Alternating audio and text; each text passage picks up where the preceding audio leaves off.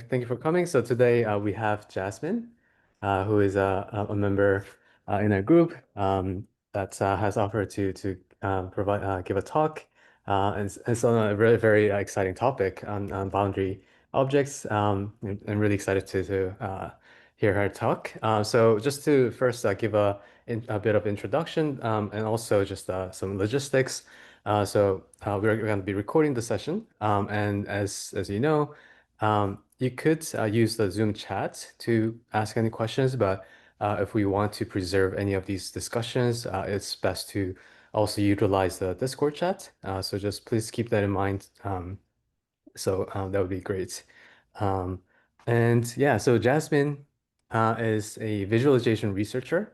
She was most recently a visualization developer at NASA's Jet Propulsion Laboratory, right? And she develops intelligent tools used by close-knit groups of domain experts and has published at selective venues, including IEEE, Viz, and AAAI. AIIDE. I don't know. Okay. And she holds a PhD in computational media from the Design Reasoning Lab at UC Santa Cruz, and master's from the University of Illinois at Chicago in applied mathematics.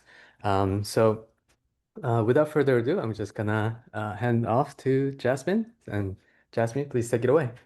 Yeah, thank you, Sano.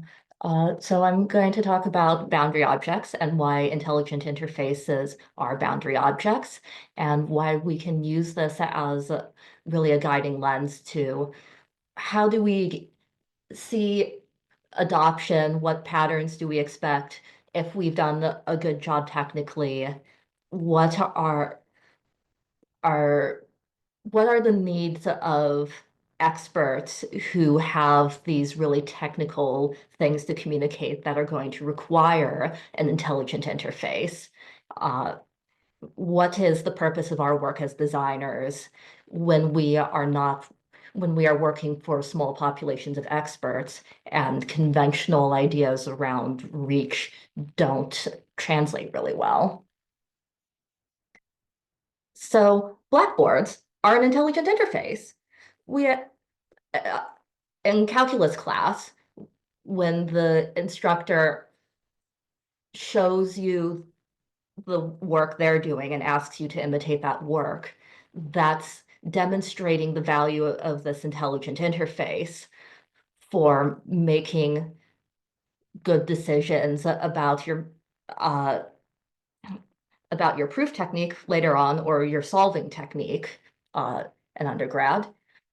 You get to externalize your intermediate results. This is great. It does a lot of what we've been talking about in the digital context. Uh, so that's also what I'm interested in opening up is the idea of collaborating, more like dynamic land, through the interface, in addition to reflecting on your work, right? So you can put claims forth in the social context now and see whether those break down in some way. You can make a meeting which doesn't force people to go to it, but you are still sharing information. You have some amount of it made explicit, like who's invited, and some of it left implicit, like how much notice did everyone have. That is going to help us understand what what the outcome of this planning is going to be. Uh, these So we have already this expansive notion of the boundary object as somewhere that common knowledge is stored. This was popular. This is the same sense used for the Blackboard in distributed AI in the 80s. What beyond It is a subset of the information that everybody in the group has. Somehow this is the most important information. And that's where, as designers, we have to try and make good decisions about what kinds of entities should go on the blackboard. They can be wildly different, depending if you're dealing with time slices or code blocks. A couple more common types of boundary objects are going to be your maps. This is where folks will play their war games or plan the operations. You can have your card sort, which is putting an ontology into a tangible space together. And all of these get used all the time in our meetings. I've hopefully convinced you that every interface you Jasmine, encounter, just yeah, sorry to interrupt. Are you sharing the right screen? There was a comment, and I'm also uh, seeing just the websites. let me switch to, that is, okay. Might have been the I others. now see the Oh, correct, yeah. sorry about that. Erased. All right, enjoy a blackboard, a schedule. These are boundary objects. The abstractions are different, but they exist in the common space together. You also have maps, which represent spatial information. You have card sorts, which represent ontological information. So you can have time, space, behavior, whatever you think of your code as representing ontology. And you've shared that with other people in your group. And what's interesting to us as designers who work on interfaces is we can go into a meeting at any time and say, oh, look, that's a boundary object. I guess every interface is a boundary object. Sadly, this is not so. If you just make an arbitrary interface, I cannot guarantee that it will have the properties of a boundary object, i.e., people will come to use this voluntarily. This is why we need a participatory design process, so that we can find out what abstractions a group of people who are disciplinary experts, we're talking about, we don't need to invent schedules, right? But we might need to invent schedules that work for people scheduling robots on Mars, which has a 25-hour day. We don't necessarily need to invent Google Maps again, but if you're thinking about rover planning and previewing where is that rover going to go, where did it actually go, then yes, we need to think about a new interface. We need to come up with these new abstractions and convince and allow ourselves to be convinced by the people who already use those abstractions that this is the right interface to go forward with. So I'm going to sort of caricature this process and say, well, as the designer, I've spent 3 months building a new system. I'm really disappointed because nothing new has happened. My experts actually are telling me, yeah, that's what we've seen for the last 3 years. Yeah, good job. Because they have a system for it at home. They're looking at the algebra and going, this is exactly the same thing as that beautiful render I just spent 2 months trying to fix. So even though I look at their data and I see rows and rows and rows of nonsense, now that I've built the interface, what I'm seeing is more visual, more representational, and closer to, I think, what the expert was picturing in their mind. Ideally, that's what's happening as we wireframe and perform the initial process of participatory design.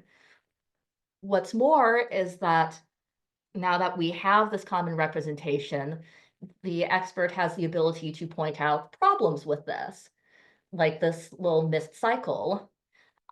And if they had pointed that out to us in a less, in a representation that does not make use of those abstractions they are picturing, then they would go, oh, look at these 3 rows instead, which would be much harder to make sense of. They'd probably end up waving their hands and using and trying to explain what an operational cycle is, which we won't get into right now. It's jargon. We don't want that. So this is our introduction. This is where the concept of the boundary object, created by Susan Lee Starr, becomes incredibly useful to us. Even though we aren't social scientists, as designers, we face very much the same problems of there are experts who look at this little slice of the sphere and go, that's a sphere. And they'll look at any, often when they're scientists who've been working on this problem for a long time, they'll show us different slices and they'll have some idea of how they're taking that information and combining it. In the same way as you wouldn't say an elephant is made of ivory, an elephant is made of wrinkly gray, an elephant is made of muscle. You would eventually come to say, that's an elephant. We all agree that we're seeing an elephant, and the picture up on screen is just this tusk coming in like this. That's totally an elephant. So ideally, that's what boundary objects are doing for us. They are hinting at the insight that is under the holistic story that is underneath this awful mess of data and this awful mess of plots. Because while we're having those conversations, the best we can do actually is just shotgun. I think this representation goes to that visual representation. And then you show it to the expert and they go, okay, there's signal here. There's nothing at all here. You've got white noise here. Oh, this is an anomaly. We care about that. Could you give us 5 more plots like that, please? And that takes time. It takes a lot of dedication on their part, because remember, we're just designers. We are not adding to their analysis necessarily, but to the ability they have to communicate what they've already seen. And some experts really, really like that, and they're great to work with.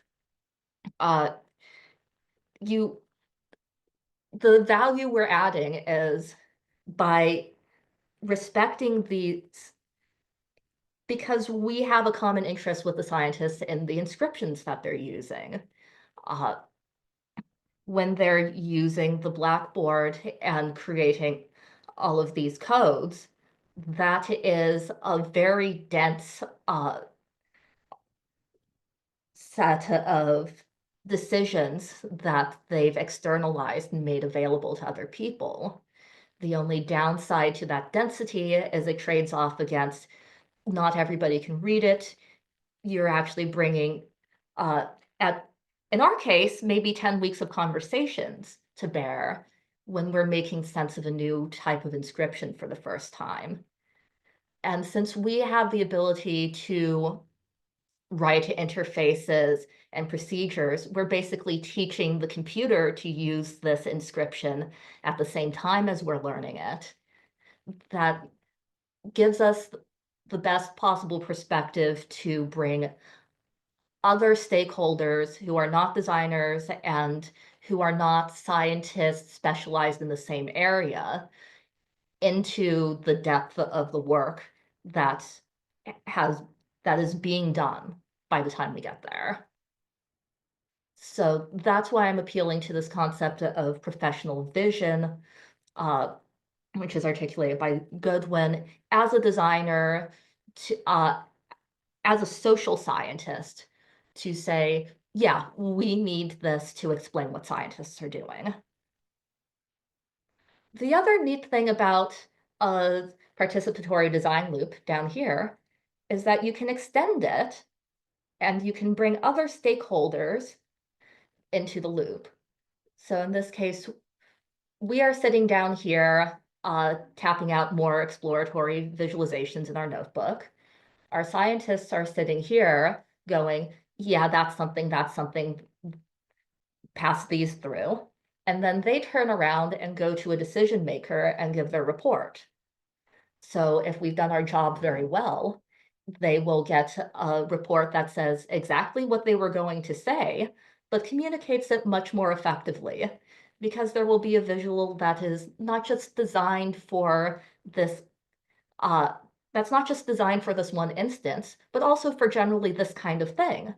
Now they can say, oh, look at the differences between these two runs. Uh, Look at what we can add here visually using the abstraction. So to me, that's where the real power of the interactive interface and the dynamic abstraction comes into play. Not because you couldn't get up the ladder of abstraction here without it, but because it makes the process of creating that report much more tangible, much more expressive. Here's the analogous version. If we keep extending that vertical ladder of abstraction, and keep in mind this is one ladder of abstraction, we expect our senior people to have a background in AI or HCI at this point. Uh, we end up with something that looks very much like the nested model of visualization. And it's just, I find this a little nicer because we can follow those edges and see the artifacts, the prototype artifacts flow along those edges. Uh, so that at any level, they can get pulled into a loop of reasoning. And the inside of the nested model, of course, is the higher you go, the more likely you are to pass it back down through the entire chain before it comes back up. You're trading off the time it takes for you to delegate that task with you have so many tasks that this is going to become part of a synthesis. All right, so we're at 20 minutes. I like to pause for questions here before going into the next part.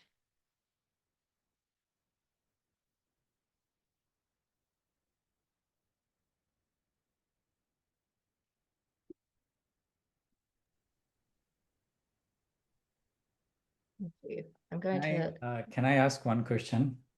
yeah, please. Hi, Jasmine. Well, let me see if I can turn on my video. Cool. Okay. So I'm curious, like how you are defining abstractions over here, like when we are saying Right. abstraction layers. So, for example, I am seeing these are, like roles or like, I mean, developer, designer, domain expert, decision maker. So are you defining them as abstractions or like I'm a little confused, like or are we kind of talking about because okay, so I think I'm mixing up between probably the representations that they use and like if you Yeah. are talking about those or if you are talking about abstraction layers in a different way. So Mm-hmm.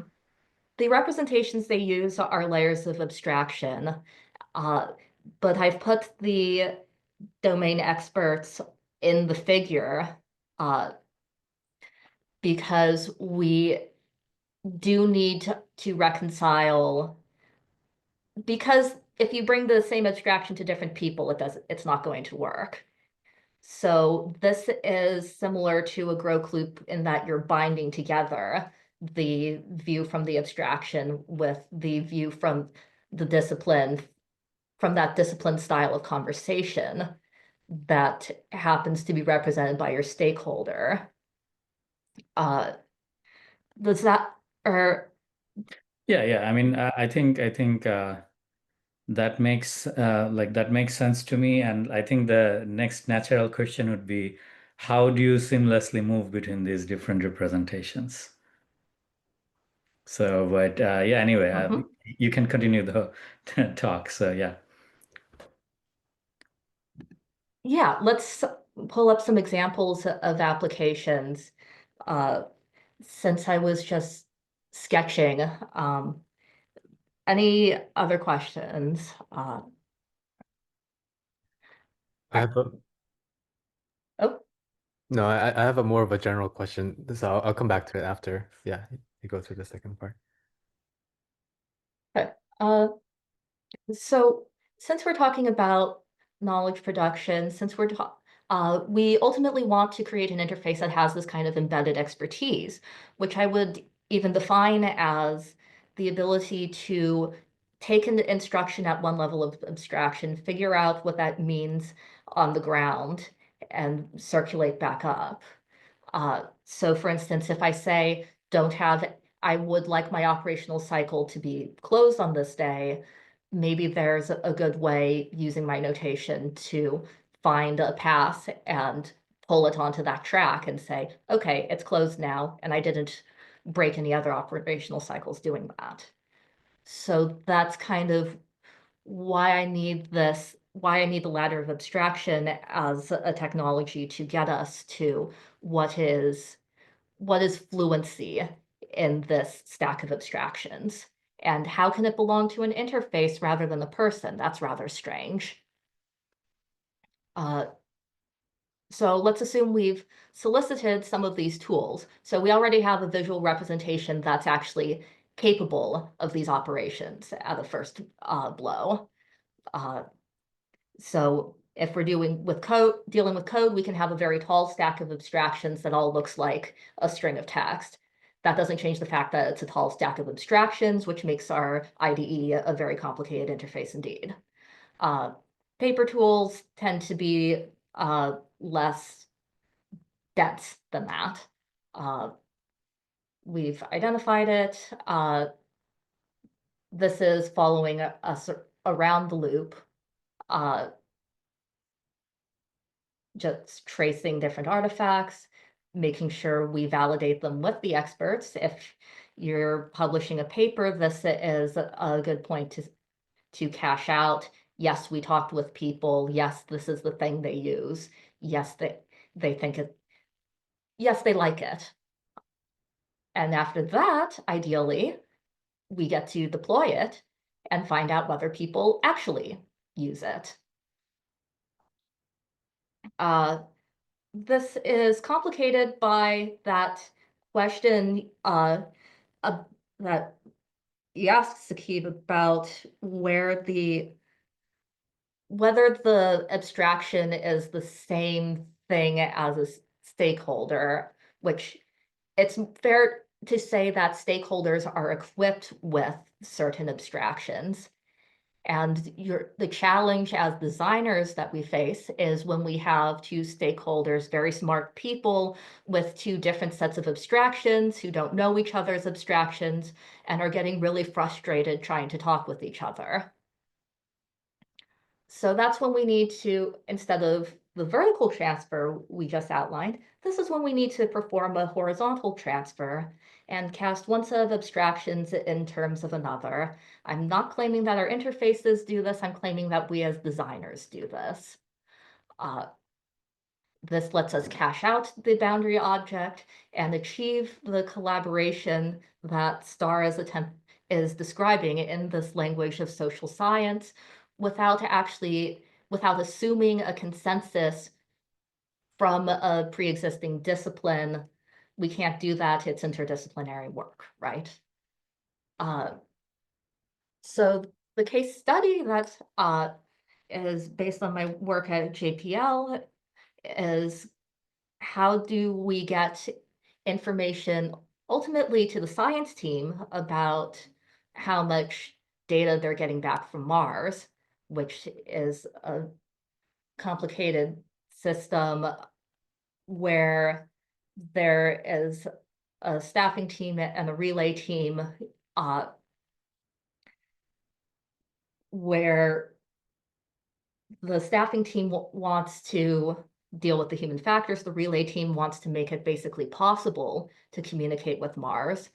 And as the interface developers, we are running between them, trying to rescue, oh, Relay can see on their calendar that this mountain will be in the way and they're fixing for that. Staffing can see on their calendar that this shift will be at 1 a.m. and they're fixing for that.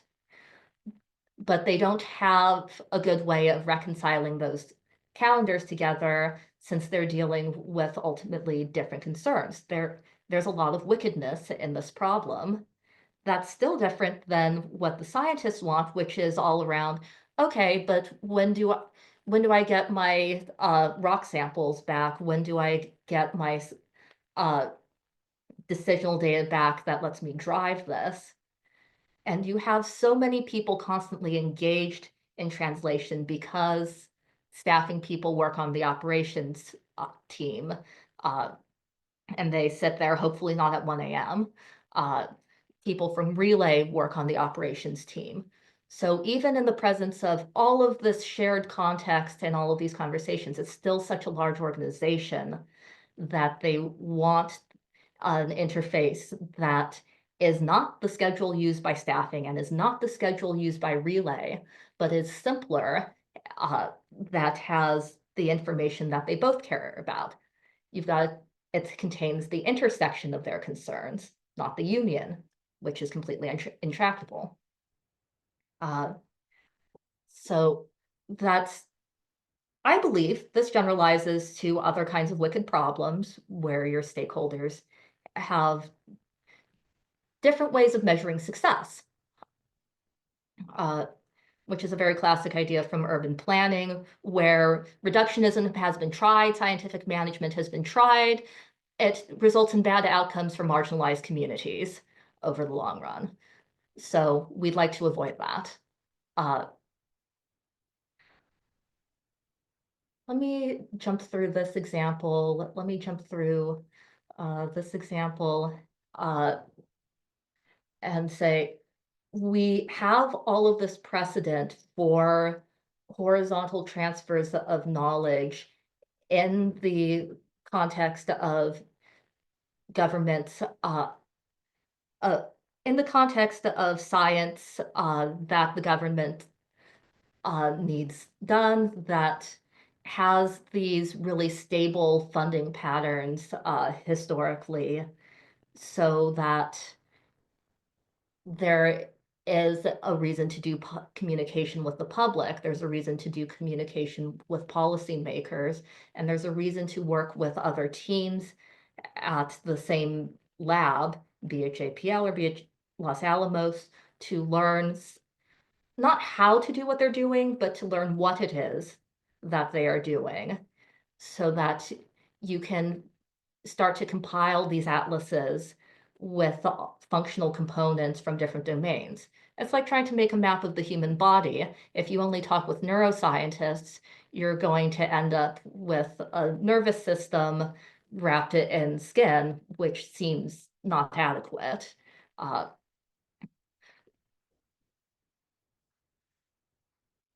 There's a more cybernetic way of saying this, that you can, from the perspective of industrial design and optimizing the operations of your org, you still need communication. You just can't do things as one department that you could do with three, unless your three departments are cross-talking, which would which leads to strange outcomes in video game production processes, and also serious work in the sciences, I should say. We have this idea of context that can only come from other teams, I think, because when you have a constraint, it might come from Mars if it's a mountain, but it might come from another science team saying, on this day, we need 1 gigabyte of data because that's what, because it's just really urgent and nobody else can communicate on that day. In order to question that assumption, you would not go to them and say, well, give me your schedule of events. You need to take a step back, and this is exactly what those high-level decision makers are asked to do, is take a step back, consider the plans of all of your teams, and say, okay, well, there's no principled way to say this is higher priority than that, but look at what we're able to do with this and what we're able to do with that. That generally happens through a combination of interfaces rather than one interface. But you can still have a keystone that tells you that there is a conflict in the first place. It tells you what the immediate consequences are for different scenarios. And you trust everybody to make their case once they agree what it is on what the conflict is. All, all we want to do in our interface is show you that there is a conflict. And that case has to be made in domain-specific terms, I think. Besides STAR and besides my own paper, the other reading I proposed for this meeting was David Rives, who's in information science, who has studied this idea of what a domain is. When I'm saying horizontal translation occurs between domains and between stacks of abstractions, it is because I have read these critiques of domain independence. I think that all of us have encountered the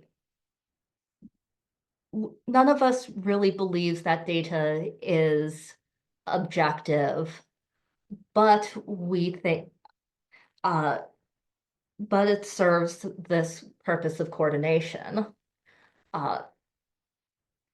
And the idea we can refine and salvage the idea of domain independence and the universal language that computers were supposed to provide us as information systems by taking seriously this work of translation. We can say, oh, this is an intelligent interface because so much translation work that's applicable to the 5 kinds of stakeholders who use the system has been put into it, because we were able to spend the time on the ground embedded in the org talking with people to understand why in the world can't you use an off-the-shelf tool? The only reason a designer would get involved is because there is an abstraction that does need to be brought into the interface, maybe so that a report can be made, maybe so that other people seeing the report will agree that they also see the problem there, that we're all talking about the same elephant. So with that, I'll open it to Q&A. Great. Thank you so much, Jasmine. That was really great. Yeah, I really enjoyed also reading your paper, and really appreciate like your bringing up this notion of like boundary objects, right? And I guess I just wanted to start maybe with this general question of like I was curious. I think this notion or is a great way to think about, how interfaces needs to be designed or how it kind of impacts the way we communicate or interact, right? But I was just more curious about your personal kind of experience, whether, this notion like or mental model has or perspective has in any way like in your work or practices, like does it affect you like or like how does it affect you as you like interact with people or design your visualization systems, like Yeah, just wanted to kind of hear your bits on, yeah, that. So I was trained as a mathematician. Mm, Uh, there's a surprising number of mathematicians at JPL, some of whom are working on like staffing, human factors, things that definitely aren't numbers, but what the perspective brings is this willingness to kind of throw things into category theory land, to say that, oh, abstractions can be composed, and what you've got is an abstraction, and what you've got is an abstraction, and let me just jam these together because what I don't have yet is enough information to say, oh my God, these abstractions belong to the same domain. This is a generalization of the other one. mhm, mhm. I see, I see. Um, gotcha, gotcha. Thank you, thank you. Yeah, if anyone wants to also just chime in, feel free. I know Jasmine touched on many topics that Matt has thought about, um, category theory and all.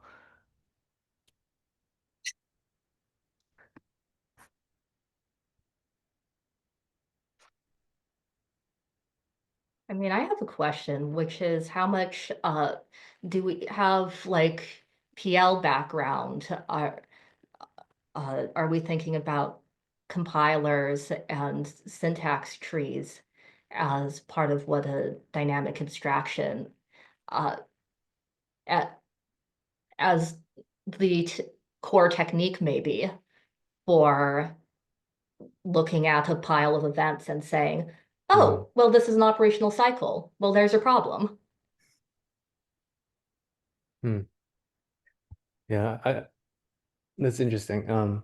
So you're kind of, I guess, getting at like the underlying potential, like kind of a structure or representation that, right? Well, I'm getting into what other languages do we use? I use a lot of Mm, participatory design here, and I grabbed some uh, out of industrial design, sort of innovation management language. There's a lot of social science in here. And I, even though these are useful to us because they're less familiar, we do mhm, need to do the work of grounding it in. Okay, but if I'm using a compiler, does that genuinely produce, does that tell me that we are working in a certain, what does a compiler have to do with a map, right? Um, a compiler is related to a map because it can pop out, ooh, Hazel, nice. Uh, because it can pop out, we should think of it as a query that's popping out certain features and creating an annotation layer, right?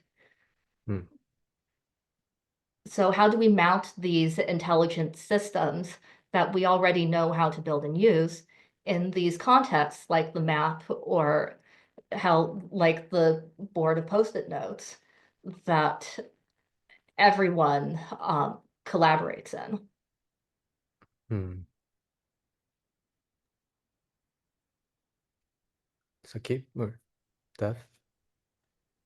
Yeah, I mean, I was thinking about hazel.org as you were kind of talking about the PL angle over here, and these are actually the Hazel contributors are all PL and compiler people, right? Like, and I've been in touch with them.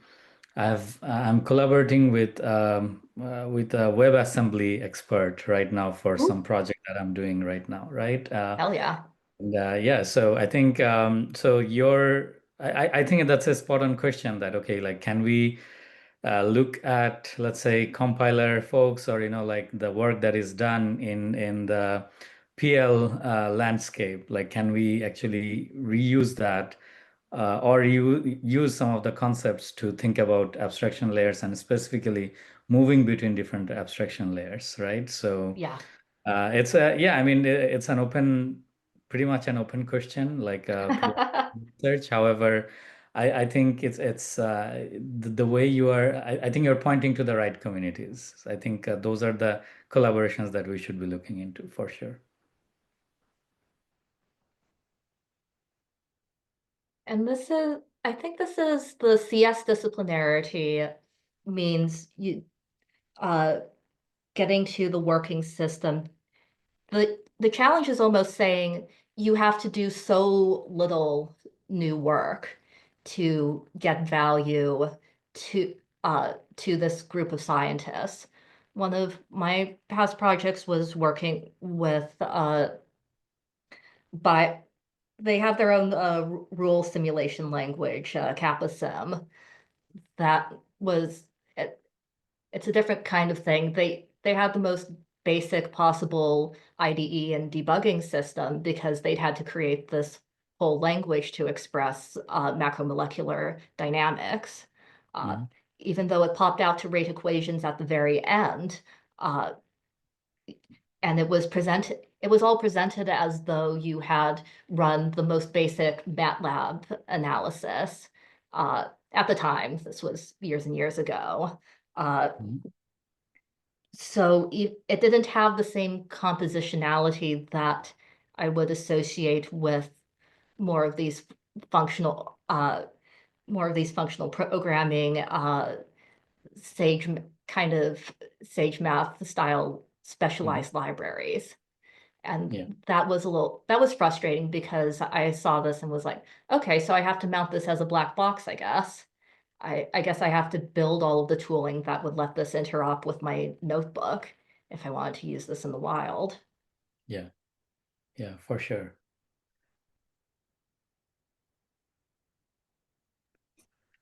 Bev, did you want to intervene and say something? I know. I just well, I have a loose collection of thoughts that might form into a question, I guess. Um, One thing, like it feels that on digital media, it's quite hard to make new notations that I'd be able to make on like paper. And I guess like I think part of the promise of a computer is that it could help you maybe like like for Maybe. example, if I wanted to explore like what it might feel like to have a notation where if I put a mark above a digit in a place digit notation, it makes that digit into a negative number. Mhm. That feels like something a computer should be able to help with, but it's actually like quite rigid. And part of it is like part of it is a modality, like the keyboard only gives you a certain number of characters. But also on paper, I am the interpreter. So I don't need to write an interpreter in if I'm using a computer. Um, Yeah. Yeah. Ooh. and I wonder like okay, so that's one thought. Um, the other thought I had was it feels like these boundary objects, unlike notations, are deeply contextualized. They're not meant to scale, I assume. Um, in that they're not meant to be or a notation to me decontextualizes a situation Yeah. from a material practice. It's something where it removes a lot of the like code as a notation removed the machine that it was running on, the person who wrote the code. They became irrelevant, right? Like software Hmm. is became a thing from a practice of Well, decontextualizing from a yeah. place Yeah, that's and definitely and at a first people. order true. And I feel like notations because they're sort of I don't know, my notion of a notation is that it also is a form of decontextualization. Um, Mhm. and I It's I not wonder free like yeah. context. It's not free context because you sat there and you reflected on that notation and you came up with the most elegant way to write down the problem. But transmitting that elegant representation is not sufficient. You also have to convince somebody, oh, this is the right machinery. Obviously, it takes them less time to acquire that machinery than it took you to invent it. Uh, and this has been such a wildly successful way of scaling knowledge about systems of equations, for example, that we have 4 years of Mm, college dedicated to it. More if we're going to count high school, right? It takes a mhm. very long time to teach data literacy. even though we're now jostling around to figure out, okay, so in those last 4 years, what do we need to make sense of the systems we're embedded in to act effectively as citizens, right? So I would say that, yes, you get scaling. No, you don't get scaling for free.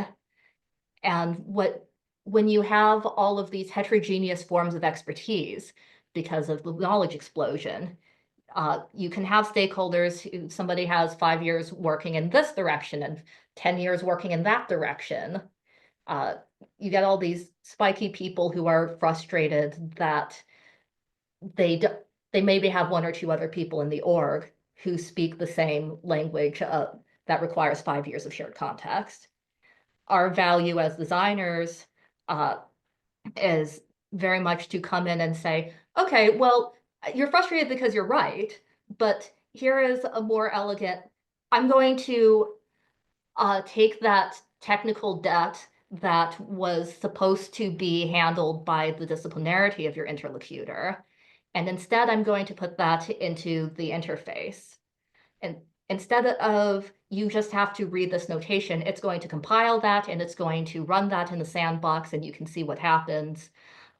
So if you ever want to edit this, yes, you still have to learn the notation.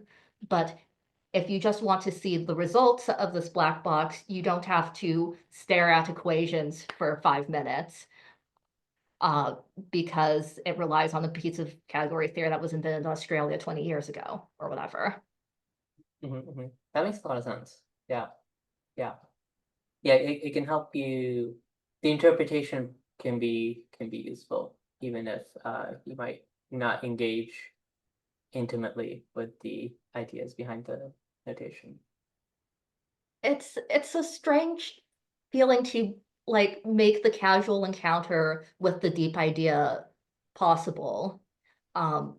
Because I think this is seen as pedagogical, and I think pedagogy is not remunerated appropriately, so it's not a great thing to anyway, in the organization context, you have to train people on other people's stuff all the time.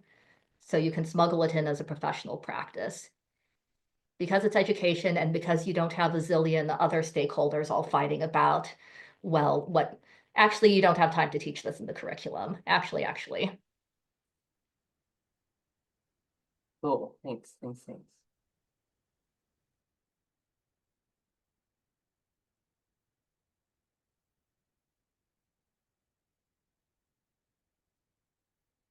If we don't have any other questions, I will go back to the slide about building SimCity to recommend that we should folks read Building SimCity if you're interested in the history of systems thinking. And the term that kind of keeps using here is contact language. That the idea, even though underneath it you have rate equations and ODE solvers and Dynamo, the conversations people are having are around, well, what is the carrying capacity uh, of the city? How do we find a prosperous, stable state? Which is a very strange transition to make from this extremely quantitative to the extremely qualitative.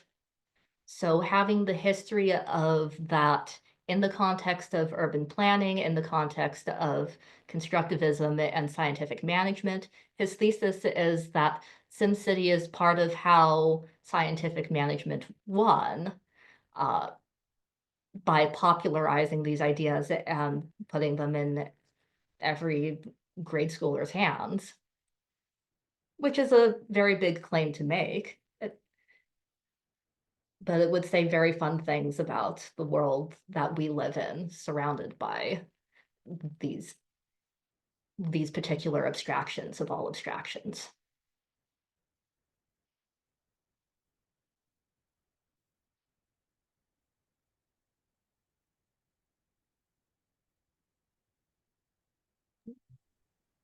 Yeah, we have 2 minutes. Any last minute questions? Feel free to come in. Anyone has? Go ahead. Just I'm just curious, like this is not like a technical question, but what's your latest project? Like what are you up to nowadays? I am making multiplayer Bitsy, which is a fork of a tiny game engine used by game design educators, so that multiple people can edit the same game together. Hmm. Interesting. And do you see some of this work seeping into that what you're working on currently? Everything I said about pedagogy, I would love to see folks specializing in different pieces of the software, because I think people with more music background will want to create tunes and sound effects. People with more art background will make the sprites, but we've never actually observed this happening.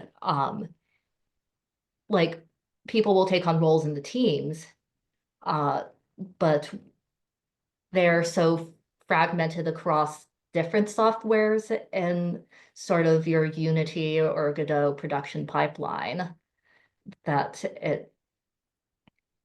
they're kind of all throwing assets into the repository and not really iterating on them is kind of the degenerate case. Hmm. Ultimately, I want to see more iteration happening between people. And I think having the shared environment, everything we've seen with sort of VR chat and editable VR chat points in the direction of, oh, you can have much more interesting conversations when you're building in the same tool, it turns out. Yeah, makes sense. Cool. Yeah, I would love to connect and learn more. So yeah. Yeah, and, are you on the Discord at all? Or? Yeah, I'll send you a message. All Yeah. right. Thanks. And thank you everyone for checking out the talk. Yeah. Thank you so much, Jasmine. Let's give a big round of applause. Yay. Thank Thank you you. it was really, really great. Yeah, we'll also we'll probably also have questions later as well. Yeah. Yeah, please Yeah. slide into the DMs. All right. Thank you, everyone, and have a great weekend. Thank you. Yeah. Bye. Bye.